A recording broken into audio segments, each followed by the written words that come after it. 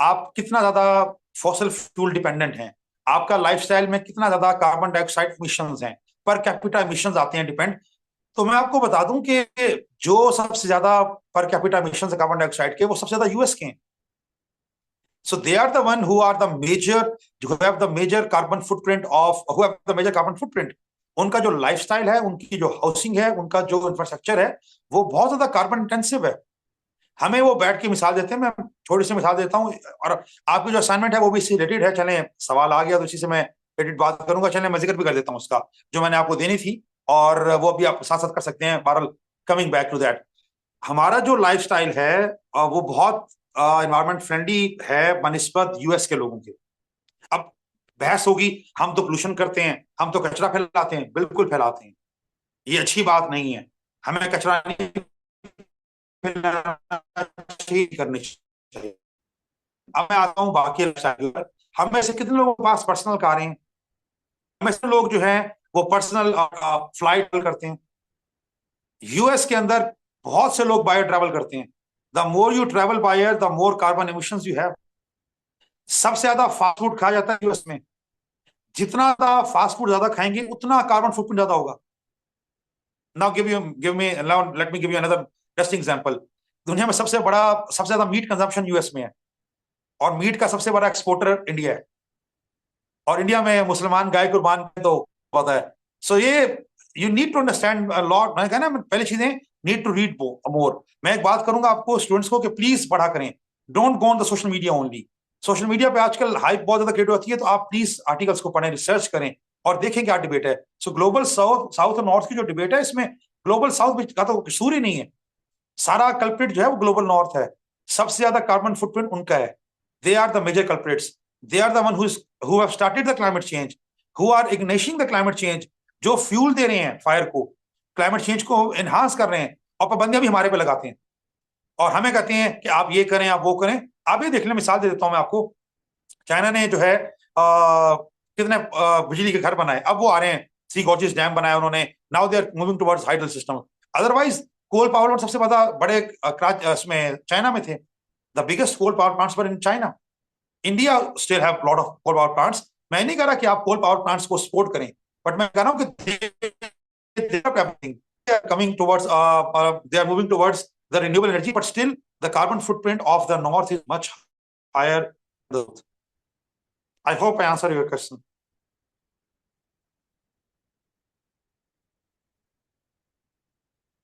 जी, और किसी का सवाल हो?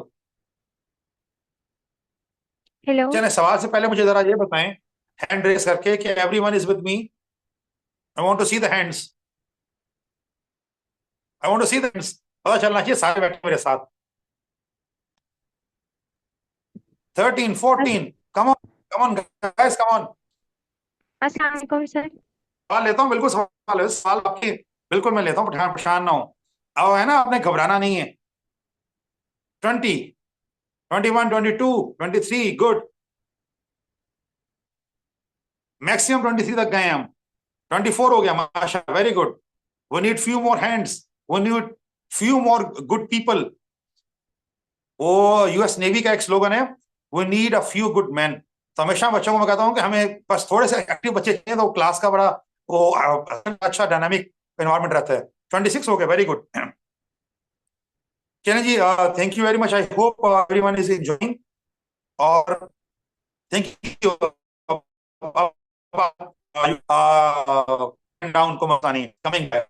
सो चला कि आप प्रेजेंटेशन देंगे या टॉक देंगे। तो मैंने खुद टॉक चूज की थी। उसकी रीजन ये थी कि आप लोग प्रेजेंटेशन सुनते रहे हैं, और वो बड़ा मोनोटोनस हो जाता है, बोर होता है। आप बैठ के प्रेजेंटेशन स्लाइड्स देख रहे होते हैं, इंटरेक्शन नहीं होता। तो मेरा कोशिश थी कि नहीं, मैं आपके साथ इंटरेक्शन करूं ताकि मजा आए।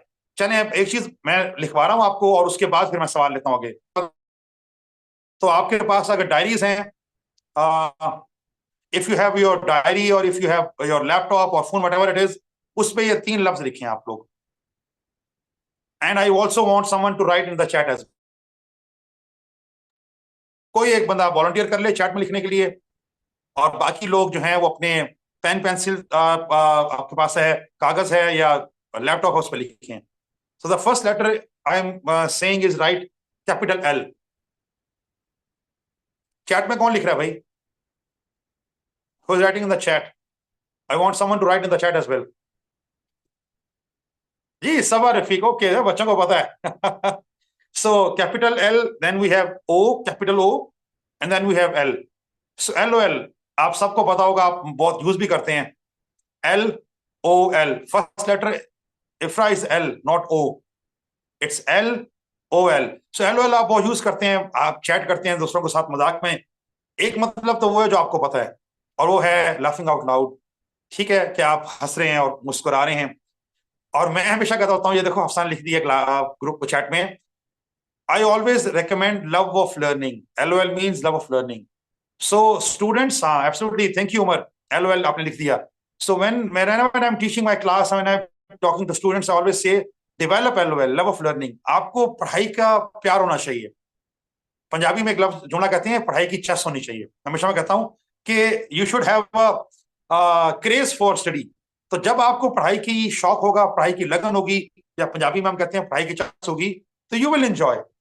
फिर आपके लिए लर्निंग मुश्किल नहीं होगी. हमारे स्टूडेंट्स का अनफॉर्चुनेटली एजुकेशन सिस्टम का मसला ये है, हमने अपने एजुकेशन को इतना बोर कर दिया कि बच्चे बोर हो गए, टीचर से बोर हो गए, सिस्टम से बोर हो गए, फ्रस्ट्रेट हो गए. Unfortunately education could be fun. मैं तो क्लास में बहुत फन एक्टिविटीज कर रहा होता हूँ, एंगेजमेंट कर रहा होता हूँ, क्योंकि जब आप एंगेजमेंट करेंगे, फन एक्टिविटीज होंगी, फिर पढ़ाई बोर नहीं लगती, फिर पढ़ाई में मजा आता है. और एक जुमला और मैं नॉर्मली कहता होता हूँ स्टूडेंट्स को अपने, if you enjoy your work, if you enjoy your work, you are not working. आपको अगर अपने काम में मजा आ रहा है तो आप तो मजा कर रहे हैं, आप काम थोड़ी कर रहे हैं. वो फिर बोझ नहीं होता आपके ऊपर, वो आप प्रेशराइज नहीं होता. सो आपका जो प्रोफेशन है, आपका अगर प्रोफेशन आपका पैशन है, तो you are enjoying pursuing your passion. ठीक है ना. सो ये कुछ बातें थी थोड़ा सा मोटिवेट करने की स्टूडेंट्स को, और थोड़ा सा, क्योंकि मैं जब भी ट्रेनिंग सेशन ले रहा होता हूँ तो कोशिश होती है कि मैं फोकस करूं इसके ऊपर ट्रेनिंग के हवाले से भी. So now coming back to the questions. जी बिस्मिल्लाह, आपका सवाल जो थे जहां पे हमने रोकी थी वहीं से दोबारा स्टार्ट करते हैं. जी next question. Sir, can I ask a question if I'm audible? Absolutely you are audible, thank you. बिस्मिल्लाह. Okay, Assalamu alaikum, sir. This is Zifra Shah from Peshawar. वालेकुम अस्सलाम. सर मेरा अपना खुद का भी स्टार्टअप है, प्लास्टिड नाम है, क्लाइमेट चेंज स्टार्टअप है. तो मैं उसमें ऑलमोस्ट लास्ट ईयर से काम कर रही हूँ. तो सर जो मैंने नोट किया है, पाकिस्तान में कोई पिछले 3-4 साल से क्लाइमेट चेंज के बारे में बात शुरू हुई है. उससे पहले मुझे नहीं लगता कि बात हो रही थी. एब्सोल्युटली, बिल्कुल सही कह रहे हैं, सर ऐसे ही जो है, मैं बिल्कुल ऐसे ही है. और दूसरा जो हमने स्टार्टअप्स की स्टैटिस्टिक्स चेक की थी, तो जितने भी स्टार्टअप्स पाकिस्तान में न्यू है और जो आ रहे हैं, उसमें 37% ऑफ द स्टार्टअप्स जो है वो क्लाइमेट चेंज पे काम कर रहे हैं या प्लान कर रहे हैं.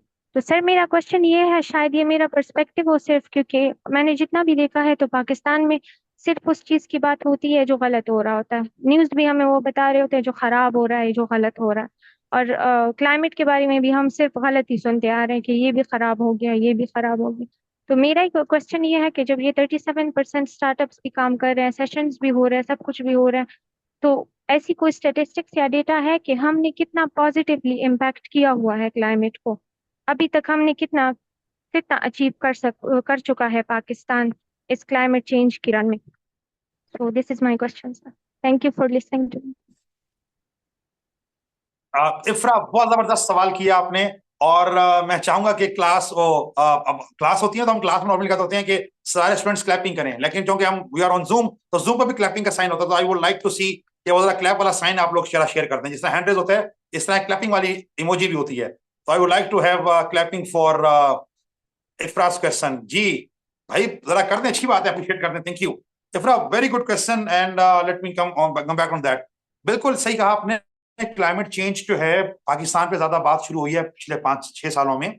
रीजन ये है कि हमने फ्लड्स देखे हैं, 2010 के फ्लड्स, 2022 के फ्लड्स, जिसके बाद लोगों को पता चला है कि वाकई क्लाइमेट चेंज हो रहा है. क्योंकि मसला ये था, इससे पहले लोग जो थे वो इसको समझ नहीं रहे थे serious issue. Climate change is a issue of our survival. अगर मौसमी तब्दीलियां इसी तरह होती रही, रुकी ना, तो मैंने बताया हमारे फसलें तबाह हो जाएंगी, हमारी बायोडाइवर्सिटी लॉस हो जाएगी, हमारे एग्रीकल्चर प्लेन्स तबाह हो जाएंगे, हमारे पास खाने को खुराक नहीं होगी, लोग मरेंगे, कहत साली होगी, लैंड डिग्रेड करेगी, आपके पास एयर पोल्यूशन आपकी इतनी ज्यादा हो जाएगी कि आप सांस नहीं सकेंगे. So it's the issue our survival.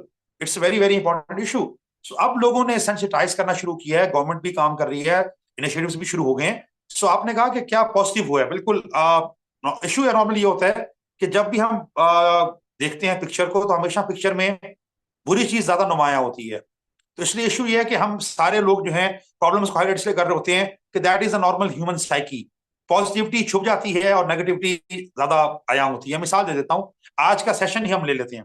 आज के सेशन में अगर अच्छी बातें होंगी बहुत सी, तो अगर खुदा ना खास्ता कोई एक बीच में मिसाल के तौर पे हम कहते हैं टेक्नोलॉजी के सिलसिले में ग्लिच आ जाए, या कोई भी मिसाल के तौर पे कुछ छोटा सा वाकया हो जाए, तो सब ने कहना है कि वो जो एनवायरमेंट का सेशन था ना, उसमें ये सेशन में ये हरकत होगी थी, बाकी जो उसमें अच्छी चीजें थी वो नजर आ जाती हैं। तो normally that's part of human psychology. So Pakistan में बहुत सी पॉजिटिव चीजें हो रही हैं। अब मैं बताता हूँ कि क्या वो पॉजिटिव चीजें हो रही हैं और बात करता हूँ। अच्छा, aside from politics, let me give you another very important thing. Politics के साइड पे मैं किसी पॉलिटिकल पार्टी को सपोर्ट करता हूँ, आप किसी को सपोर्ट करते हैं, दैट्स योर पर्सनल राइट, आप सबका राइट है। हमें देखना चाहिए कि कौन क्या काम अच्छा कर रहा है। पिछली गवर्नमेंट में जो एक बहुत अच्छा इनिशिएटिव था जिसको यूएन ने अप्रिशिएट किया था, that was the billion tree tsunami. और फिर उसके बाद 10 बिलियन ट्री सोनामी था, जो कि बहुत अच्छा इनिशिएटिव था गवर्नमेंट का। अब ये भी बात समझने हैं कि 1 अरब तक नहीं लगे, ना 10 अरब तक लगे, क्योंकि स्टैटिस्टिकली हम मेजर कर रहे होते हैं। तो 1 अरब तक लगाने के लिए था, मुराद ये थी कि आपको हर मिनट में 1 तक लगाना है। ऐसा तो पॉसिबल नहीं होता कि आप हर मिनट में 1 तक लगाए, लेकिन 1 अरब तक तो लगे, 50 लाख तो लगे, 20 लाख तो लगे। सो कहना चाह रहा हूं, जितने भी पौधे लगाए गए, उन पौधों का लगने का इफेक्ट हुआ। क्लाइमेट, थोड़ा सा क्लाइमेट को जो है उसमें एनवायरमेंट पोल्यूशन को कम किया उन्होंने। That was a very important. हमने कार्बन 6 जो है वो लगाए। सो पिछली गवर्नमेंट जो थी, उस गवर्नमेंट ने जो बिलियन ट्री सुनामी इनिशिएटिव था, इसको यूएन ने भी अवॉर्ड किया था, और यूएन ने कहा था कि बहुत अच्छा इनिशिएटिव है। 2020 में पाकिस्तान ने यूनाइटेड नेशन के एसडीजी गोल्स हैं, उसमें जो क्लाइमेट एक्शन है, हमने जब ये अनाउंस किया और हमने जब इस पर फोकस काम किया, तो पाकिस्तान अचीव दैट गोल इन 2020। 2030 का गोल हमने 2020 में अचीव कर लिया था। हमने प्लांटेशन प्रमोट की थी, लगाई थी। अब बिल्कुल ये बात सही है कि वो सारे पौधे जो लगाए, तो सारे उनमें से कुछ मर भी गए, सारे ग्रो भी नहीं हुए। That's another debate, that's absolutely बात की जा सकती है, but that was a good initiative, that was very good initiative.